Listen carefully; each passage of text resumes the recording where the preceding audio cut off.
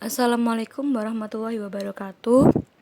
Di sini kami dari kelompok 4 dalam mata kuliah Sistem Pengendalian Manajemen dalam bab Pusat Pertanggungjawaban dan Pusat Pendapatan dan Beban. Di sini ada Nurlaili Fitria, NIM 052 sebagai penyaji pertama, dan Muslimatul Hanifah, NIM 063 sebagai penyaji kedua, dan Elisha Ramasyakia Putri, NIM 68 sebagai penyaji ketiga. Adapun rumusan masalah atau pokok pembahasan yang akan kami bahas di sini, yang pertama, menjelaskan tentang pusat pertanggungjawaban. Yang kedua, menjelaskan dan menentukan 4 tipe standar pusat pertanggungjawaban. Dan yang ketiga, karakteristik utama pusat pendapatan dan pusat biaya dan bagaimana kinerja mereka dievaluasi. Yang pertama yakni pengertian pusat pertanggungjawaban. Pusat pertanggungjawaban merupakan sebuah organisasi yang dipimpin oleh seorang manajer yang bertanggung jawab terhadap aktivitas yang dilakukan. Pada hakikatnya, perusahaan merupakan sekumpulan pusat-pusat tanggung jawab yang masing-masing diwakili oleh sebuah kotak dalam bagan organisasi, yang dimana pusat-pusat tanggung jawab tersebut kemudian membentuk sebuah hierarki. Selanjutnya, sifat pusat pertanggungjawaban.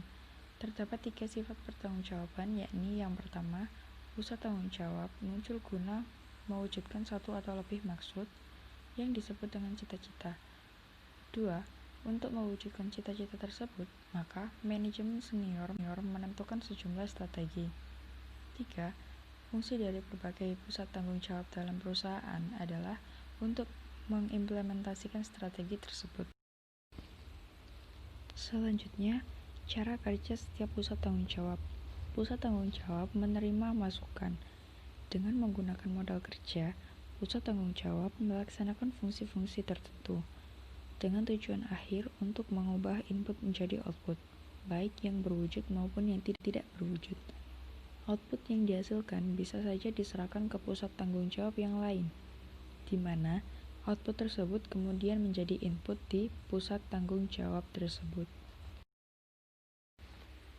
Terdapat 2 hubungan antara input dan output. Yang pertama, manajemen bertanggung jawab untuk memastikan hubungan yang optimal antara input dan output. Yang kedua, di sejumlah pusat tanggung jawab, hubungan ini bersifat timbal balik dan langsung. Akan tetapi, dalam sejumlah situasi, input tidak secara langsung berkaitan dengan output yang dihasilkan. Mengukur input. Kebanyakan input yang digunakan oleh pusat tanggung jawab dapat dinyatakan dalam ukuran-ukuran fisik, biasanya dalam jam kerja, liter minyak, rem kertas, dan kilowatt. Dalam sistem pengendalian manajemen, jumlah kuantitatif ini diterjemahkan ke dalam istilah moneter. Uang adalah penyebut umum yang menggunakan nilai beberapa sumber daya berada untuk digabungkan atau dibandingkan. Jumlah moneter yang dihasilkan dan diperhitungkan tersebut disebut dengan biaya. Input adalah sumber daya yang dipergunakan oleh pusat tanggung jawab. Mengukur output. Pendapatan per tahun umumnya digunakan untuk mengukur hasil dari output. Pada organisasi profit, pendapatan per tahun umumnya digunakan untuk mengukur hasil dari output. Akan tetapi, angka ini tidak menyatakan seluruh kerja organisasi selama periode tersebut. Organisasi non-profit tidak ada tolak ukur untuk memastikan atau mengukur output. Banyak organisasi yang tidak berusaha untuk mengukur outputnya. Efisiensi dan efektivitas. Konsep input, output, dan biaya bisa digunakan untuk menjelaskan makna dari efisiensi dan efektivitas. Efisiensi adalah rasio output terhadap input atau jumlah output per unit input. Pada umumnya, efisiensi diukur dengan cara membandingkan biaya aktual dengan biaya standar. Efisiensi adalah rasio keluaran terhadap masukan atau jumlah keluaran per unit masukan. Contohnya, pusat tanggung jawab A lebih efisien daripada pusat tanggung jawab B. Jika menggunakan sumber daya yang lebih sedikit daripada pusat tanggung jawab B, tetapi menghasilkan keluaran yang sama, atau jika menggunakan jumlah sumber daya yang sama tetapi menghasilkan keluaran yang lebih besar. Bisa diperhatikan bahwa kriteria pertama tidak mengharuskan output diukur, hanya perlu untuk menilai bahwa keluaran dan kedua unit kira-kira sama. Jika demikian, dengan asumsi kedua pusat melakukan pekerjaan mereka dengan cara memuaskan dan pekerjaan masing-masing memiliki besaran dan sebanding. Unit dengan output yang lebih rendah, yaitu biaya yang lebih rendah, adalah lebih efisien. Akan tetapi dalam kriteria keduanya, jika input sama tetapi outputnya berbeda, diperlukan ukuran output kualitatif. Ini adalah kalkulasi yang lebih sulit. Diperlukan untuk output kuantitatif. Ini yang lebih sulit. Sedangkan efektivitas ditentukan oleh hubungan antara output dan dihasilkan oleh suatu pusat tanggung jawab dengan tujuannya. Efisiensi dan efektivitas saling berkaitan. Setiap pusat tanggung jawab harus efektif dan efisien. Secara ringkas, suatu pusat tanggung jawab akan bersifat efisien jika melakukan sesuatu dengan cepat dan tepat, dan akan efektivitas jika melakukan hal-hal yang tepat. Ukuran yang tepat untuk organisasi profit adalah laba. Selanjutnya ada menentukan 4 tipe standar pusat pertanggungjawaban. Yang pertama ada pusat pendapatan, yaitu unit pemasaran atau penjualan yang tidak memiliki wewenang untuk menetapkan harga jual dan tidak bertanggung jawab atas harga pokok penjualan dari barang-barang yang mereka pasarkan.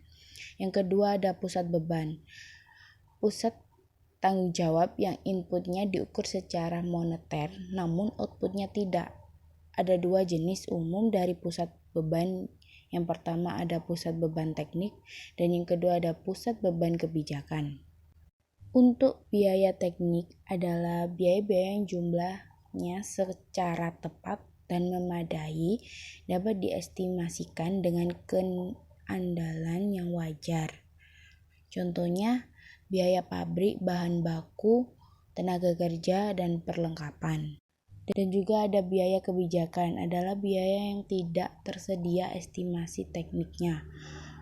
Biaya-biaya yang dikeluarkan tergantung pada penilaian manajemen atas jumlah yang memadai dalam kondisi tertentu. Yang ketiga ada pusat laba.